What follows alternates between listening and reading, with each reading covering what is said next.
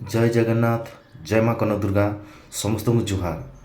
आसंता 15, 16 एवं 17 तारिख बाबा सिद्धेश्वर मंदिर प्रतिष्ठा उत्सव पालन करा जिवो। समस्त भक्त मान को अनुरोध करा जाउछि से माने आम मंदिर को आसी बाबा को उत्सव रे शामिल हेबा पाई। वर्तमान माँ कनक दुर्गा मंदिर रे बाबा सिद्धेश्वर उत्सव रे पालन करथिबा विग्रह मान अणा जाइथिबा समस्त विग्रह को गर्भगृह रखा जाउछि। समस्त भक्त माने आसी ए मंदिर रे विग्रह को रखबार साहाय्य करछथि एवं कर्मकर्ता मान को बहुत धन्यवाद कि से माने आसी साहाय्य करछथि।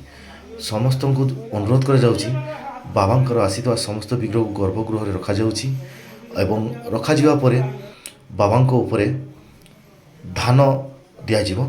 धान तांको उपरे अर्पण करा जिवो। जदि आपण माने इच्छुक अछंती धान अर्पण करबा पई तो शीघ्र मंदिर को आसी जांतु। एबे हमर कार्यक्रम चली बाबांकर विग्रह जते आसी तांको सीटी सजड़ा जाउची। चारि पार्श्व रे इटा दिया कहीं बहु मात्रा रे सीटी धान ढला जीवो। आपण मन जदि इच्छुक अछंती शीघ्र शीघ्र मंदिर को आसी बाबांको उपरे धान अर्पण करंतु। आमर एठी धान भी रखा जाइछि। आपण आसिले एठी भी दे पारे नचेत आपण धला धान धरी आसी बाबांको उपरे अर्पण करि पारबे। जते विग्रह आसीजंती एबे गर्भगृह रे रखा जाउछि।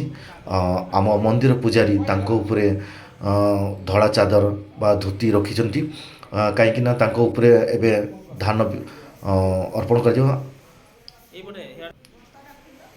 एबे देखंतु धान अर्पण कर जाउछि सब विग्रह को उपरे। आपण माने शीघ्र आसी ए उत्सव रे शामिल होगा पाई आमे माने आपण को अनुरोध करूछु।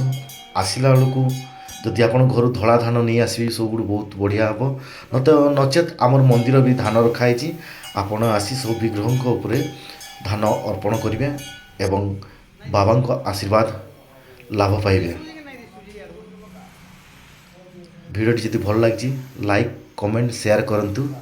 हर हर महादेव। जय माँ कनक दुर्गा। जय कनक दुर्गा।